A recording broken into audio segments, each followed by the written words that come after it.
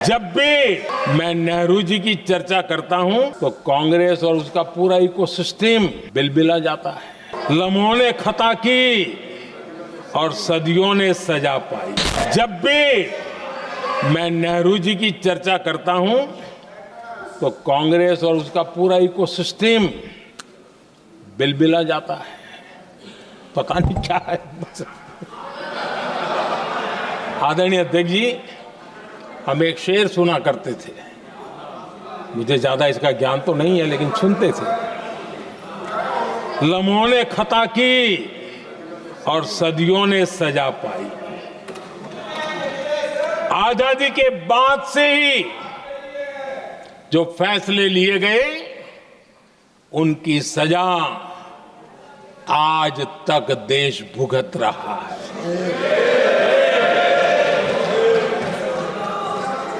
यहां बार बार एक बात का जिक्र हुआ और मैं फिर से करना चाहूंगा। अक्साई चीन की उस पूरे क्षेत्र को बंजर जमीन करार दिया गया, ये कह करके तो बंजर है।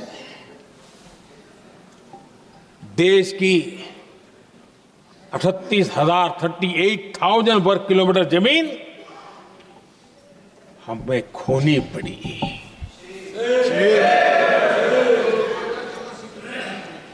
आदरणीय अध्यक्ष जी, मैं जानता हूं मेरी कुछ बातें चुभने वाली है। 1962 और 1963 के बीच कांग्रेस के नेता जम्मू कश्मीर के पूंछ, उरी, नीलम वैली और किशनगंगा को छोड़ देने का प्रस्ताव रख रहे थे। भारत की भूमि, आदरणीय अध्यक्ष जी, और वो भी लाइन ऑफ पीस के नाम पर किया जा रहा था। 1966 रण ऑफ कच्छ पर इन्हीं लोगों ने मध्यस्थता स्वीकार की। ये था उनका राष्ट्रीय सुरक्षा का विजन। एक बार फिर उन्होंने भारत का करीब 800 वर्ग किलोमीटर क्षेत्र पाकिस्तान को सौंप दिया, जिसमें छड़बेट भी शामिल है, कि कहीं उसको छड़ा बेट भी कहते हैं। 1965 की जंग में हाजीपीर पास को हमारी सेना ने वापस जीत लिया था, लेकिन कांग्रेस ने उसे फिर लौटा दिया। 1971 पाकिस्तान के 93,000 फौजी हमारे पास बंदी थे। पाकिस्तान का हजारों वर्ग किलोमीटर एरिया हमारी सेना ने कब्जा किया था। हम बहुत कुछ कर सकते थे, विजय की स्थिति में थे। उस दौरान अगर थोड़ी सा विजन होता, थोड़ी सी समझ होती, तो पीओके वापस लेने का निर्णय हो सकता। वो मौका था, वो मौका भी छोड़ दिया गया।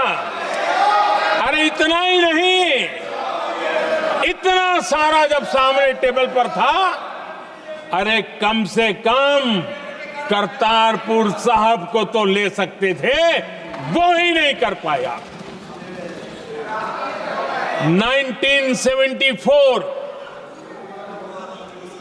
श्रीलंका को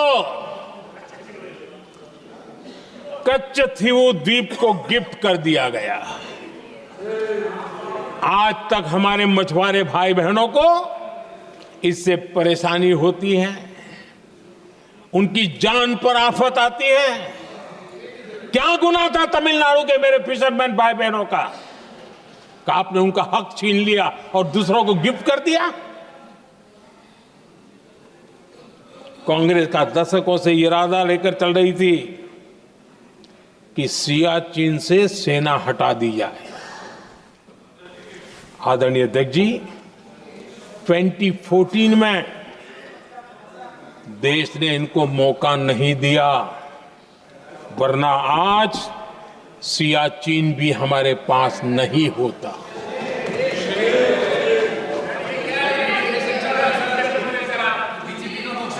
आदरणीय अध्यक्ष जी, आजकल कांग्रेस के जो लोग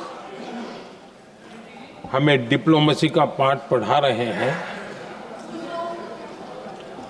मैं उन्हें उनकी डिप्लोमेसी याद दिलाना चाहता हूं ताकि उनको भी कुछ याद रहे, पता चले।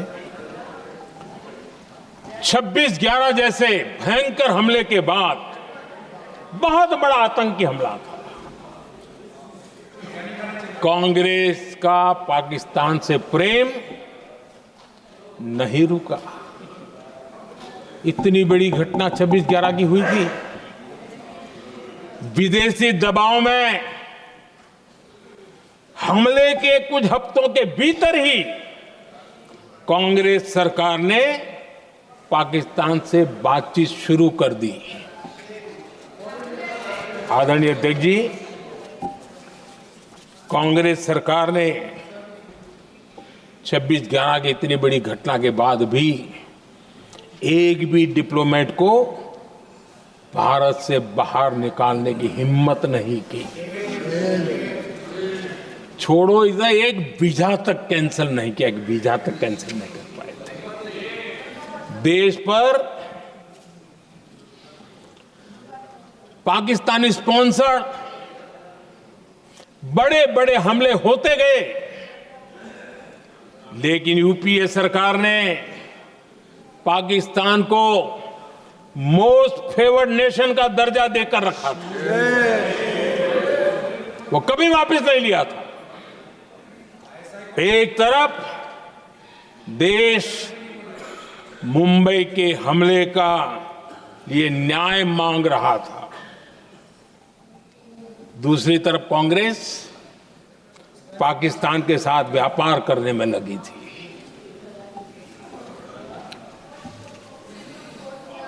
पाकिस्तान वहां से खून की होली खेलने वाले आतंकियों को भेजते रहे और कांग्रेस यहां अमन की आश के मुशायरे किया करती थी। मुशायरे होते थे। हमने आतंकवाद और अमन की आस का ये वन वे ट्रैफिक बंद कर दिया।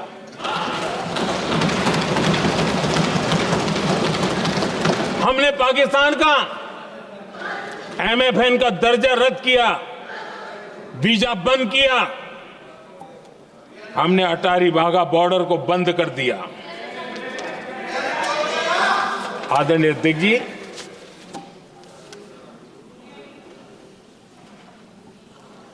भारत के हितों को गिरवी रख देना ये कांग्रेस की पार्टी की पुरानी आदत है। इसका सबसे बड़ा उदाहरण सिंधु जल समझौता है। सिंधु जल समझौता किसने किया? नेहरू जी ने किया। और मामला किससे जुड़ा था? भारत से निकलने वाली नदियां, हमारे यहां से निकली हुई नदियां, उसका वो पानी था। और वो नदियां हजारों साल से भारत की सांस्कृतिक विरासत रही है, भारत की चैतन्य शक्ति रही है। भारत को सुजलाम सुफलाम बनाने में उन नदियों का बहुत बड़ा योगदान रहा है। सिंधु नदी जो सदियों से भारत की पहचान हुआ करती थी, उसी से भारत जाना जाता था। लेकिन नेहरू जी और कांग्रेस ने सिंधु और झेलम जैसी नदियों पर विवाद के लिए पंचायत किसको दी? वर्ल्ड बैंक को दी। वर्ल्ड बैंक फैसला करे क्या कर रहा है, नदी हमारी, पानी हमारा।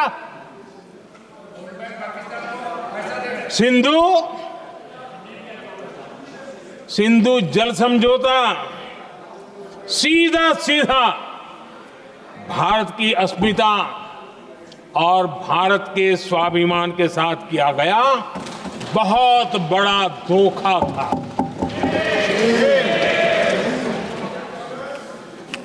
आदरणीय अध्यक्ष जी, आज के देश के युवा ये बात सुनते होंगे तो उनको भी आश्चर्य होगा कि ऐसे लोग थे हमारे देश का काम करते थे। नेहरू जी ने इस ट्रीटी करी और क्या किया? ये जो पानी था, जो नदियां थी, जो भारत से निकल रही थी, उन्होंने 80% पानी पाकिस्तान को देने के लिए वो राजी हो गए। और इतना बड़ा हिंदुस्तान, उसको सिर्फ 20% पानी। कोई मुझे समझाए भाई ये कौन सी बुद्धिमानी थी, कौन सा देश हित था, कौन सी डिप्लोमेसी थी, क्या हालत करके बना के रखा था आप लोगों ने?